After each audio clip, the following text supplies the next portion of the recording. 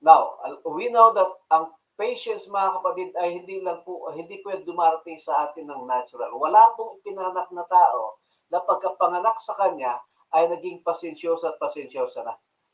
It is developed in the matter of time. And in fact, mga kapatid, kahit na tayo ngayon ay mga matured na, no, when it comes to patience, hindi pa rin po tayo matured.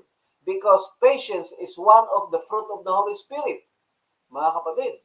So, kaya nga po, ito'y kaloob pa rin ng Panginoon. Unless we are asking of this from God, we will not be able to be patient.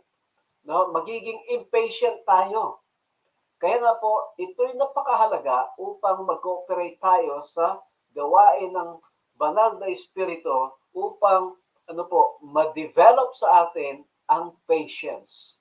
Mga kapatid, kasi ito po'y mahalaga at hindi po, sabihin po natin, hindi pwedeng mawala sa atin, no, kapag pinag-uusapan natin ang paghihintay sa pagbabalik ng ating Panginoong Hesus at kapag pinag-uusapan natin ang paghihintay tungkol po sa mga panukala ng Panginoon sa ating buhay.